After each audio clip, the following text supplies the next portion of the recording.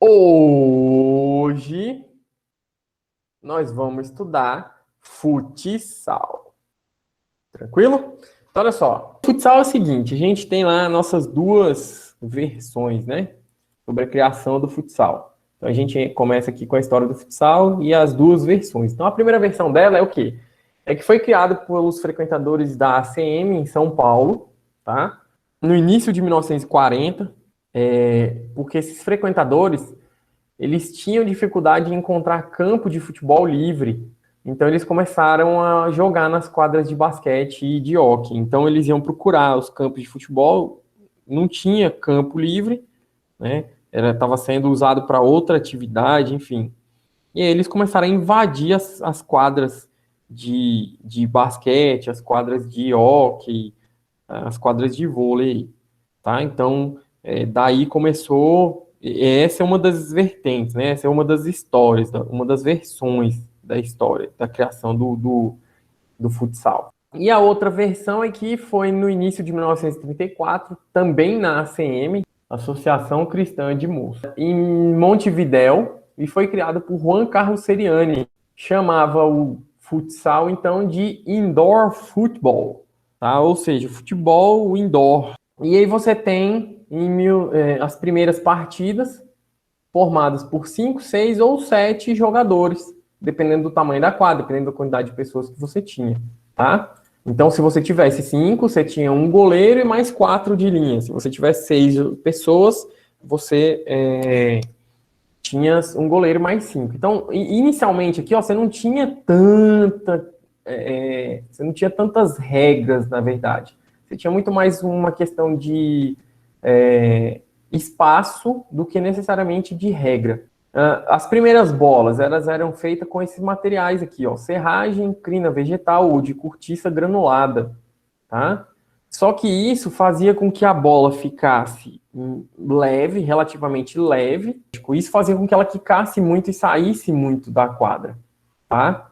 Então isso aí começou a ser um problema. Com o tempo, o que aconteceu? As bolas elas foram trocadas por bolas menores e mais pesadas. Então você teve aí todo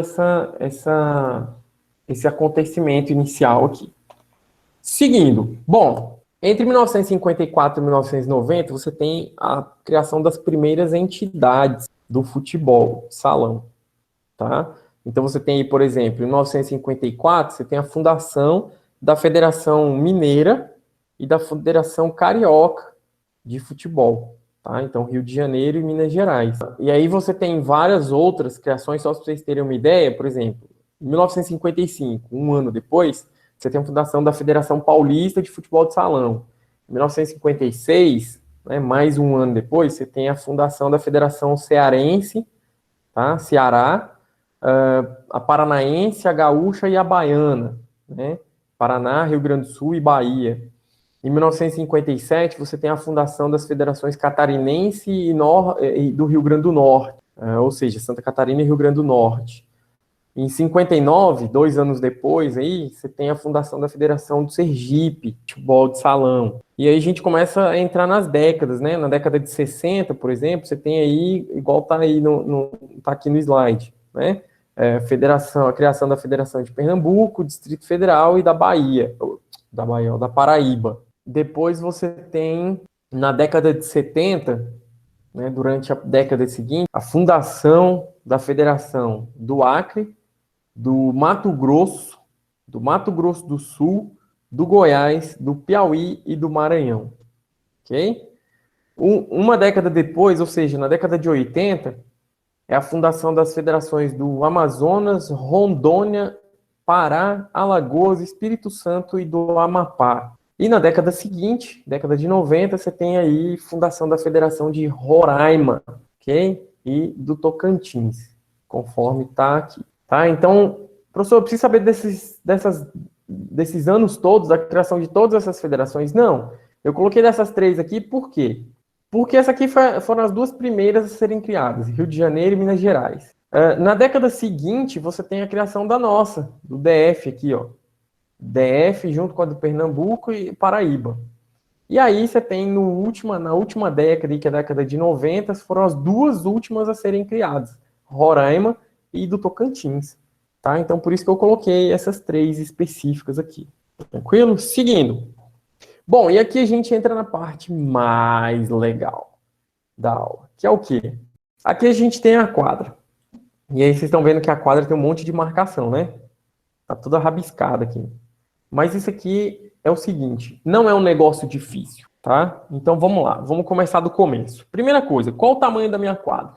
Bom, minha quadra ela vai ter entre 40 metros e 25 metros de comprimento, tá? Ou seja, de gol a gol, ok? Entre 25 e 42 metros por 16 metros a 25 metros de largura, tranquilo? Então, a linha lateral ela pode medir entre 25 e 42 metros de comprimento e a linha de fundo vai medir entre 16 e 25 metros. Pronto, é isso, tá? Professor, então minha quadra pode medir 25 metros de comprimento e 25 de largura? Claro que não. Beleza? Ninguém vai fazer uma quadra quadrada, né? A gente precisa que a quadra seja redonda, seja retangular. Quadra redonda foi punk também. A gente precisa que a quadra seja retangular, beleza? Então eu vou ter aí, se eu pegar maior metragem de comprimento, eu vou ter que pegar maior metragem de largura. Bom, e aí se eu tiver uma quadra de 25 metros de comprimento, a minha linha central ela vai estar a 12 metros e meio da minha linha de fundo de cada lado. Certo? Por quê? 25 dividido por 2, 12,5. Pronto. Não tem mistério, galera. Não tem mistério. Vai dividir no meio aqui. Beleza, professor. Até aí tá fácil. Isso aí é matemática. Eu sei fazer. Ótimo. Porque a matemática vai se enfiar aqui no meio até não poder mais. Vamos para a próxima. Vamos passar aqui, ó, pela área de pênalti. Né? Toda essa estrutura aqui do goleiro aqui, ó. Vamos lá. Bom, o que eu tenho aqui? Quais as marcações que eu tenho aqui? A primeira marcação que eu tenho aqui é essa daqui, ó. Professor, mas como é que eu sei que o meu gol, a minha baliza, isso aqui, ó, é a marcação da baliza, galera. Tá? Eu tenho esse palitinho pretinho aqui, ó, e tenho esse palitinho pretinho do outro lado aqui, ó. Isso aqui é a largura do gol, beleza? Isso aqui é a largura do gol, a largura da baliza. Professor, mas como é que eu sei que minha baliza ela está centralizada? Bom, é fácil. Se eu sei que a baliza tem 3 metros de largura, o que eu vou pegar? Eu vou pegar essa distância total da linha de fundo. Se eu sei que essa distância aqui toda tem 16 metros, o que eu vou fazer? Eu vou pegar 16 e dividir por 2. Vou achar 8. Se eu achei 8, o que eu vou fazer? Eu vou pegar, fazer uma marcaçãozinha de giz aqui no meio, medindo 8 metros. A partir dessa marcação de 8 metros, eu começo as outras todas marcações daqui, ó. Vocês vão entender o porquê que eu começo todas daqui. Porque eu vou traçar 1,5 metro para cá, para cima, né? Vou fazer para cima e para baixo, porque a imagem tá para cima e para baixo, fica mais fácil para vocês poderem entender. Então eu vou pegar e traçar aqui, ó, 1,5 metro para cima, 1,5 metro para baixo. 1,5 metro mais 1,5 metro, 3 metros. Tranquilo? Ótimo, então eu já tenho 3 metros aqui. A partir dessa lateral aqui, ó, dessa trave aqui da baliza, eu pego, marco 6 metros, eu meço 6 metros. Pronto. Eu vou chegar aqui, ó. O que eu faço com esses 6 metros? Eu venho aqui e traço 1/4 de círculo. Venho para esse lado aqui da baliza, meço 6 metros e traço mais 1/4 de círculo. Oh! E aí, se for necessário, eu junto com uma linha reta, igual eu faço no handball. Ou seja, aqui é a mesma lógica da área do goleiro do handball, galera. Tá? É a mesma lógica. Faz sentido? Então, eu tenho aqui 6 metros para cá, 6 metros para cá, e não coincidentemente, mas propositalmente, né, de propósito, eu tenho 6 metros para cá também. Tá? Então, tudo isso aqui, qualquer lugar que eu ande aqui, eu estou a 6 metros de algum ponto. O que mais? Bom, eu tenho essa marcação aqui, ó, de 5 metros, tá? Da linha de fundo, a partir da linha de fundo, que é a minha marcação de onde o jogador de defesa, tá? O que está defendendo, vai poder ficar, a distância que ele vai ter que ficar da bola, quando a bola estiver sendo cobrado o escanteio ou o tiro de canto. É a mesma coisa. Então, eu venho aqui, pego da junção da linha aqui, do cantinho aqui, marco 5 metros para cá e faço essa marcação aqui, tá? Então, não tem mistério, galera. Fácil demais. Pronto, e aí eu já fiz essa marcação todinha aqui, ó.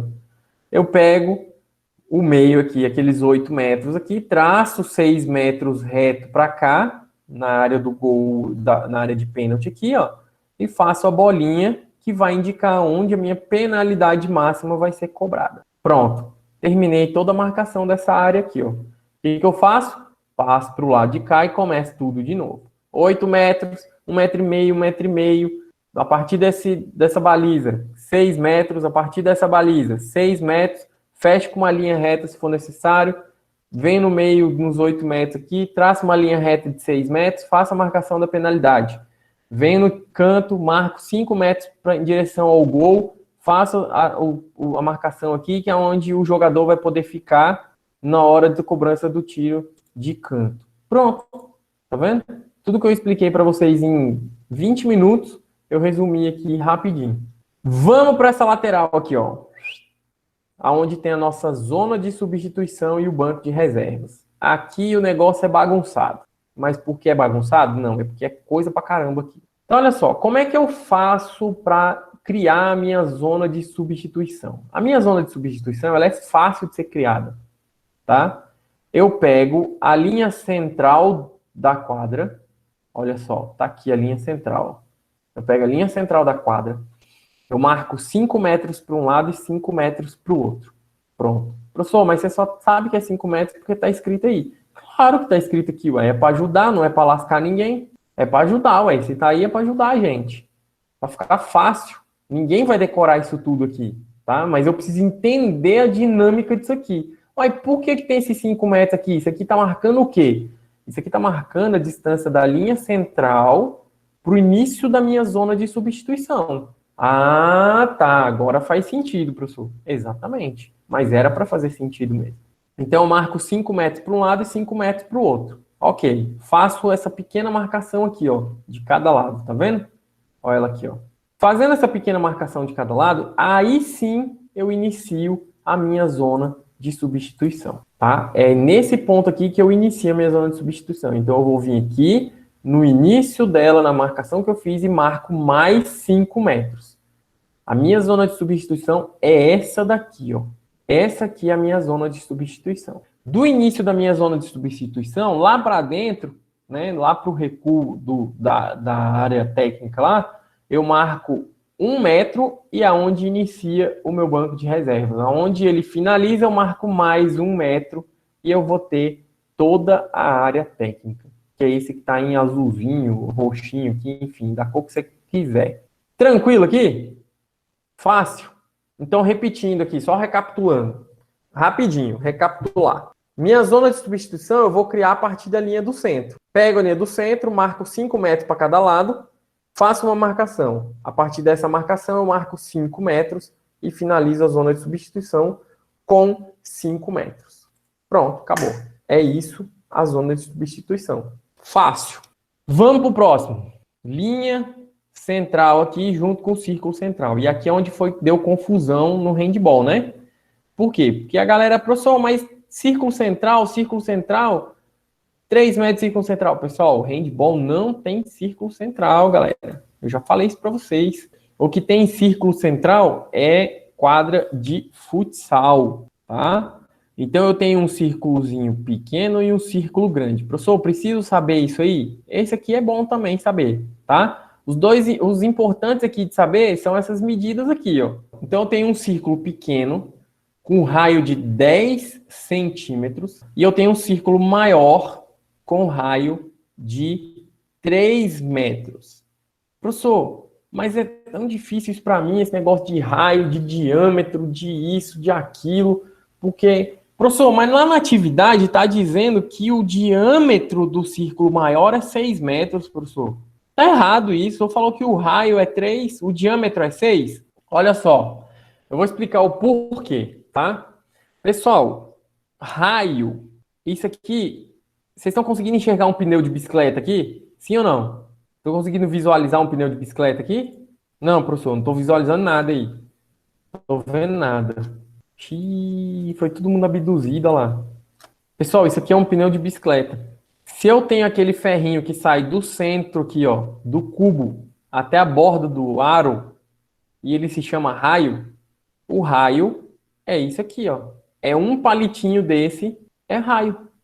Por isso que o da bicicleta se chama raio. Ok? Faz sentido? Total sentido.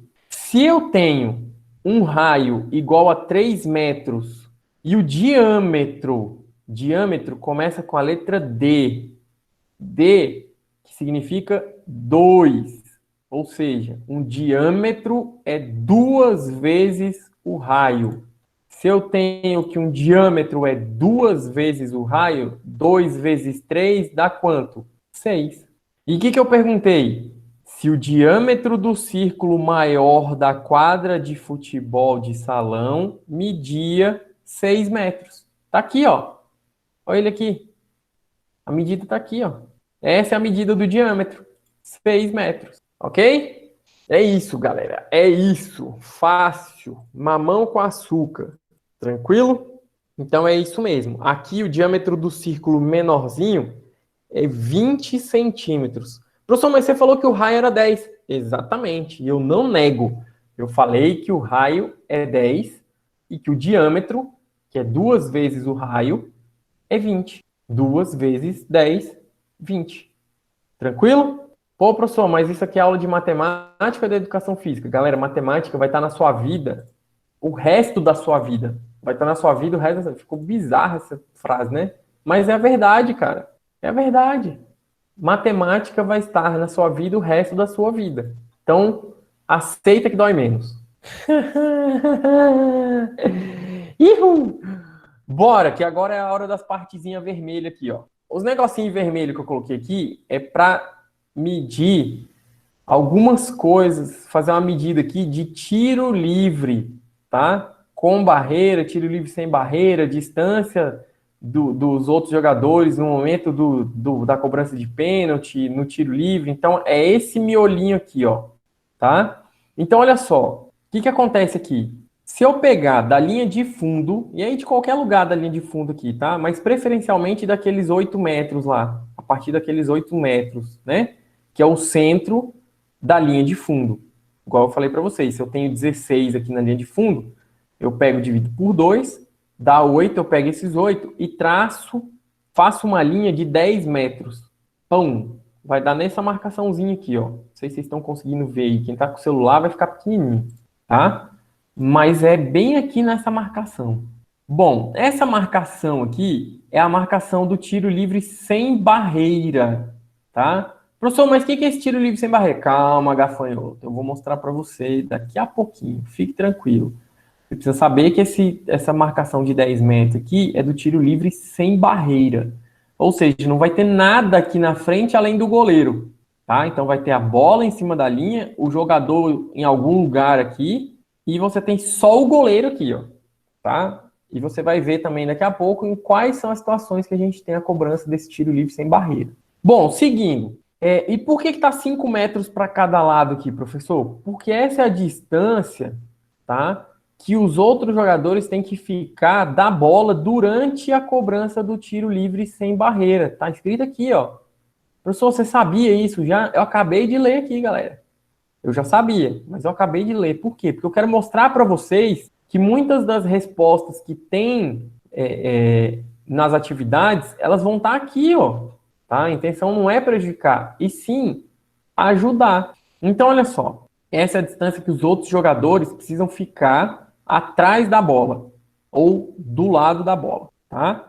Então, foi por isso que eu tinha colocado aqui esses palitinhos aqui, porque ele vai ficar mais ou menos... Opa! Eu tenho a marcação do centro aqui e eu vou ter essa distância para que os jogadores fiquem atrás da linha da bola aí, ó, 5 metros. Ou seja, eles vão ter que ficar atrás dessa linha vermelhinha aqui, tá? Então, se eu imaginar um T aqui, isso, vocês vão poder ficar só atrás aí, atrás aqui, tanto de um lado, né, como do outro aqui, ó, tá vendo? É como se eu projetasse isso aqui pro lado de cá também. Ele vai criar um corredor aqui, ó, e não pode ter nada na frente do cobrador do tiro livre sem barreira, tá? Então, os jogadores todos vão ter que ficar aqui para trás, beleza? Então é isso, pessoal. Essa é a nossa quadra aqui, e aí essa foi a explicação aí da quadra para vocês. Tranquilo? Vamos passar aqui, deixa eu deixar aqui do ladinho. Vamos passar para o próximo slide aqui. Bom, em 1956, eu tenho a edição e publicação das primeiras regras de futsal, tá? Foi feito no handbook, né, ou chama, se a gente for traduzir aí ao pé da letra, livro de mão, mas é um manual de bolso. É um manualzinho que era prático, tinha como levar para qualquer lugar, enfim, era muito mais prático de consultar, muito mais prático de aplicar, né? Ir lá, já procurava logo a regra e já aplicava a regra tudo direitinho e já resolvia já o problema, não tinha que ficar procurando, não era tão difícil assim, beleza? Em 1957, esse cara aí, ó, Silvio Pacheco, ele era o presidente, na verdade, da CBD, tá? Que hoje é a nossa CBF. Ele criou o Conselho Técnico de Assessores de Futebol de Salão para conciliar divergências, né? Para fazer a conciliação de divergências aí, tanto de para onde, né? Qual era o rumo que o futebol de salão ia tomar no Brasil, para que lado que ele ia, meio que para direcionar, para orientar, né? Não dizer o que fazer necessariamente, mas a possibilidade do que fazer, beleza? Não era impositivo, era conciliatório. E aí a gente entra nas regras de futsal aqui, essa parte que é bem tranquila, cara, porque não tem muito o que inventar, tá? Então, olha só, eu já falei sobre o tamanho da quadra, que vai ter entre 25 e 42 metros de comprimento, ou né, com 16 ou 25 metros de largura. O raio dos círculos menor tem 10 centímetros, de círculo maior tem 3 metros. Lembrando que o diâmetro é 2 vezes esse valor aqui, ok? Do menor vai ser 20 e do maior vai ser 6. A baliza, que é o que a gente chama de gol, ele vai ter 2 metros de altura por 3 de largura, tá? A duração da partida, eu tenho 2 tempos de 20 minutos com intervalo de 15. Ah, professor, então isso aí vai ser muito parecido com o handball. O handball é 2 de 30, né? Com intervalo de 10. Aqui, como eu tenho menos jogadores, eu tenho só 4 jogadores na linha, eu vou ter 2 tempos de 20, que é 10 minutos a menos, e 5 minutos a mais de intervalo aí, 15 minutos. A prorrogação, 2 tempos de 5 minutos, quando for necessário ter essa prorrogação aí, tá? As equipes e substituições. Bom, as equipes eu tenho 14 jogadores, então são 5 jogadores de linha e 9 no banco de reserva, até 9, né? Eu posso iniciar com no mínimo 3 jogadores, beleza? Não posso iniciar com menos do que isso, então eu preciso ter um goleiro e mais 2 jogadores de linha. Eu não posso ter um goleiro e um jogador de linha, não. Beleza? E no máximo 5 jogadores. Que aí, o que acontece? Vai ser um goleiro e 4 jogadores de linha. Beleza? A substituição, ela é feita de forma ilimitada, ou seja, eu não preciso... eu não tenho um limite, o jogador pode entrar e sair quantas vezes ele conseguir na partida, quantas vezes ele quiser na partida, tá? Não tem que avisar a mesa também, tá? Desde que seja feito pela zona de substituição, não pode ser feito fora da zona de substituição, tá? Não pode ser feito em qualquer lugar da quadra, a substituição. Tem que obrigatoriamente, é diferente do futebol de campo. Futebol de campo, você pode tirar o jogador ali, que, por exemplo, que está machucado, que está contundido, ele vai sair, né, de maca ali, ou vai sair pela linha mais próxima que ele tiver, né, para dar um andamento maior, uma velocidade maior no jogo de campo, tá? No salão, como é menor a quadra, ali é mais perto, ele tem que sair pela zona de substituição. A zona de substituição eu já falei, 5 metros para cada lado, né? Então, o que eu vou fazer? Conto da linha do meio 5 metros, faço a primeira marcação, conto mais 5 metros e fecho a minha zona de substituição, que vai ter 5 metros aí, tá? E o banco até 9 jogadores na reserva. Tiro livre eu tenho 2 tipos, eu tenho direto e indireto. O direto ele pode ser chutado direto para o gol, né? A bola pode ser chutada direto para o gol e ela é com base em faltas acumulativas, tá? E o indireto é aquele 2 toques, né? Que a gente fala, tá? Para que o gol seja válido, dois jogadores precisam tocar na bola. Geralmente o indireto é com base em faltas não acumulativas e o árbitro ergue o braço para indicar que houve a falta ali, que é uma falta, é um tiro livre indireto, enfim. As faltas técnicas e disciplinares, elas são punidas com cartão amarelo, tá? As primeiras 5 faltas acumulativas, elas não são cobradas com um tiro sem barreira, né? Com tiro livre sem barreira, tá? Elas só são cobradas como tiro livre direto, pode ser cobrado direto para o gol, mas a diferença do tiro livre direto e dos 10 metros sem barreira é a questão da barreira, tá? No tiro livre direto, eu tenho a barreira. Não é porque é direto que ele vai ser sem barreira, não, tá? Mas nos 10 metros eu não tenho a barreira, então fica aí o alerta, tá? Então, tiro livre direto eu tenho barreira, o que vai caracterizar ele como direto é a quantidade de toques. Eu posso chutar ele direto para o gol.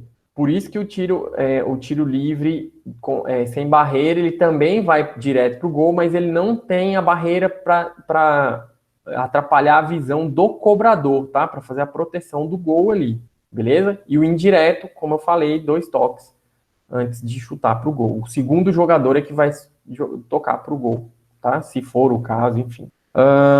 E essas 5 faltas acumulativas aqui, que a equipe tem direito em cada período, elas são registradas na súmula da partida. Nessas 5 primeiras faltas, eu tenho a permissão da barreira. Tá? A partir da 6ª falta já é tiro livre direto, sem barreira. Essa parte de faltas aqui, ela é um pouquinho mais complicada, tá, pessoal? Por isso que eu dediquei um trecho maior ali, falando sobre tiro livre, o tiro livre direto e indireto, faltas acumulativas, essa relação aí de falta acumulativa com falta não acumulativa. Então é interessante dar uma olhada com calma nisso aí, tá? Só para avisar vocês aí. Bom, a penalidade máxima ela é cobrada na marca do pênalti, né? Que fica ali a 6 metros, a gente viu na quadra, aquela bolinha na área de pênalti ali. E os demais atletas ficam a 5 metros de distância atrás também do pênalti ali, tá? Então eles vão ficar um pouquinho atrás da linha dos 10 metros, beleza? Por quê? Porque, presta atenção, se até a marca de pênalti eu tenho 6 metros e eles têm que ficar 5 metros de distância, ou seja, atrás da linha da bola, fora da linha da bola ali, eu vou fazer uma marcação da linha de fundo de 11 metros, ok? Porque 6 mais 5 dá 11. Então, só que não existe essa marcação no futebol de salão, tá? É só para vocês terem uma noção da distância. Então, onde o jogador tem que ficar? O árbitro ele pode se balizar, por exemplo, pelo tiro livre, pelo tiro de 10 metros sem barreira. O jogador ele tem que estar atrás daquela marcação de 10 metros ali. Então, é só para vocês poderem ter uma noção aí de qual é a distância que o jogador tem que estar. Impedimento não existe no futsal. O tiro lateral ele é feito no local onde a bola saiu. Pode ser com um pé sobre a linha. Então, professor, então eu posso enfiar o pé inteiro na quadra lá? Deixar só um pedacinho sobre a linha? É o pé que vai cobrar? É o pé de apoio? Como é que é? É o pé de apoio que fica em cima da linha e o mínimo possível, tá? Porque senão o árbitro vai achar que você está tendo vantagem, está tentando burlar e ter vantagem sobre essa situação aí. Tiro de meta é feito pelo goleiro com as mãos. Bom, tiro de canto. E aí eu já falei do tiro de canto, a distância do adversário é de 5 metros, tá? da linha do tiro de canto ali, e aí tem aquela marcação de 5 metros. E aí eu fiz essa tabelinha aqui, porque como vocês têm mais familiaridade com futebol, pra vocês poderem fazer o comparativo. Então, olha só, o local de jogo no futsal é um piso rígido plano, tá? Que mede 42 metros de comprimento por 25 de largura. No futebol é um piso plano de grama natural ou grama natural e sintético, ou sintético também, 120 de comprimento por 90 de largura. A bola no futsal, ela tem 62 por 64. No futebol de campo, ela tem 68 por 70. A baliza no futsal tem 2 de altura por 3 de largura. No futebol de campo, tem 2,44 por 7,32. E ainda tem jogador que erra fazer gol nessa baliza desse tamanho. Uma baliza de 7 metros, quase 8. É muito ruim, né, os caras, velho? No futsal, o calçado é um tênis sem trava. E no futebol de campo é chuteira com trava. No futsal, as faltas são acumulativas, no máximo de 5 por período. Depois disso vai ser tiro livre direto. No futebol, não tem essa punição por excesso de falta. O que acontece é uma punição por excesso de falta do jogador e não da equipe, tá? Não coletiva. O tempo de partida no futsal é 2 de 20 com intervalo de 15. No futebol de campo é 2 de 45 com intervalo de 15. O tiro de meta no futsal é cobrado pelo goleiro com as mãos. No futebol pode ser cobrado por qualquer jogador do time. No futsal, a saída lateral ela é reposta com os pés, ou seja, você vai cobrar com o pé. No futebol de campo é com a mão, tá? Aí tem toda a técnica para execução. No futsal, você tem 2 árbitros com o mesmo poder de decisão, ou seja, eles decidem entre si, tá? O que um decidiu, o outro acata e está decidido. No futebol de campo, você tem um árbitro principal, que é o juiz lá, que a gente conhece, mais 2 bandeirinhas, que são os 2 árbitros auxiliares. E basicamente eles servem para marcar escanteio, ou impedimento, tá? Então marca impedimento, marca escanteio quando acontece o escanteio, e algumas vezes até gesticulam para marcar falta, quando o árbitro não consegue visualizar. E no futsal não existe impedimento. Professor, em hipótese nenhuma, mesmo se o cara estiver debaixo do gol, em hipótese nenhuma. Ele pode estar sozinho ele pode estar. Não existe impedimento no futsal. No futebol a gente tem o impedimento, então era isso.